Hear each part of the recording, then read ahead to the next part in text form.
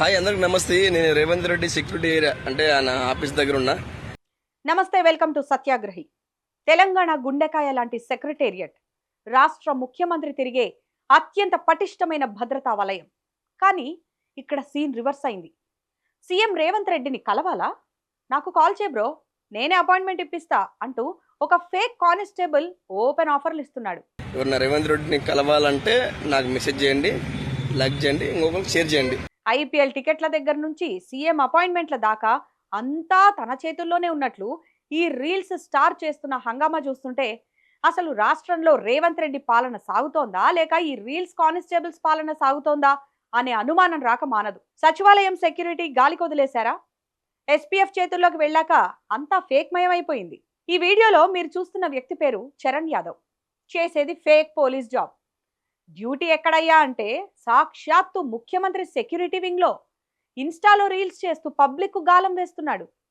రేవంత్ రెడ్డిని కలవాలంటే నాకు మెసేజ్ చేయండి అని ఇతను చెప్తుంటే సీఎంఓ కార్యాలయం ఎందుకున్నట్టు, లోకల్ ఎమ్మెల్యేలు మంత్రులు ఎందుకున్నట్టు? ఒక ఫేక్ కానిస్టేబుల్ ఇంత ఓవర్ కాన్ఫిడెన్స్ తో మాట్లాడుతున్నాడంటే అతని వెనకున్న సపోర్ట్ ఎవరు?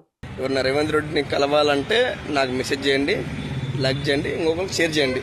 యూనిఫామ్ వేసుకొని డాన్స్లు వేయడం ఒక ఎత్తు అయితే అసభ్యకరమైన భాష వాడుతూ వీడియోలు చేయడం మరో ఎత్తు. పోలీసు వ్యవస్థకేది అవమానం కాదా? గతంలో ఇలాంటి పిచ్చి వేషాలు వేస్తే సస్పెన్షన్లు ఇచ్చేవాళ్ళు.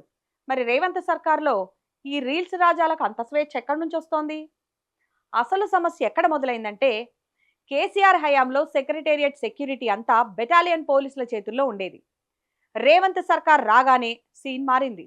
తమ సమస్యల కోసం బెటాలియన్ పోలీసులు రోడ్డెక్కి ధర్నాలు చేయడంతో రేవంత్ రెడ్డికి కోపం వచ్చింది. అంతే, మీరు కాదు నాకు ఎస్పీఎఫ్ కావాలని సెక్యూరిటీని మార్చేశారు.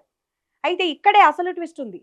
ఎస్పీఎఫ్ చేతుల్లోకి సచివాలయం వెళ్ళినప్పటి నుంచి అక్కడ ఫేక్ దందాలు పెరిగిపోయాయనే విమర్శలు వస్తున్నాయి.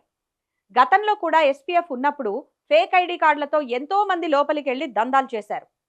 ఇప్పుడు మళ్ళీ అదే రిపీట్ అవుతోంది. ప్రస్తుతం ఎస్పీఎఫ్ చీఫ్ ఒక కీలక మంత్రికి అత్యంత సన్నిహితుడట. అందుకే అక్కడ ఏం జరుగుతున్నా అడిగే నాథుడే లేడు. యూనిఫామ్ వేసుకొని లోపలికి వెళ్ళి రీల్స్ చేస్తున్నా సరే ఇది మనోడి సెక్యూరిటీనే కదా అని లైట్ తీసుకుంటున్నారా?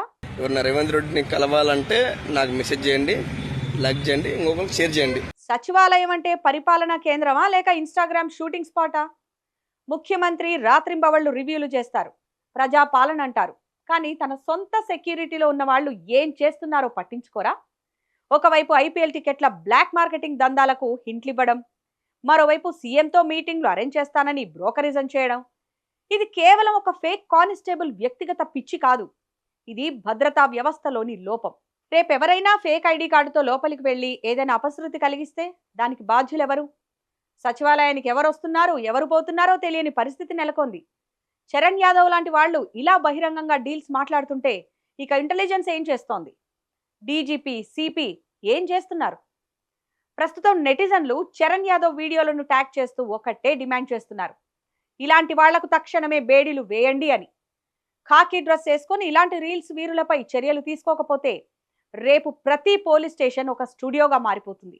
ముఖ్యమంత్రి రేవంత్ రెడ్డి గారు, మీ సెక్యూరిటీ వింగ్ పై ఒకసారి కన్నేయండి, లేదంటే మీ పేరు వాడుకొని ఈ రీల్స్ పోలీసులు ఇంకెన్ని దందాలు చేస్తారో ఊహించడం కష్టం. ఎవరన్నా రేవంత్ రెడ్డిని కలవాలంటే నాకు మెసేజ్ చేయండి, లైక్ చేయండి, ఇంకొకరికి షేర్ చేయండి. మరి మీరేమంటారు? సీఎం సెక్యూరిటీలో ఉండి ఇలాంటి రీల్స్ చేయడం కరెక్టేనా? సచివాలయ భద్రత గాలికి పోవడానికి కారణం రేవంత్ రెడ్డి అనాలోచిత నిర్ణయాలేనా? మీ అభిప్రాయాన్ని ఈ వీడియో కింద కామెంట్ రూపంలో మాకు తెలియజేయండి.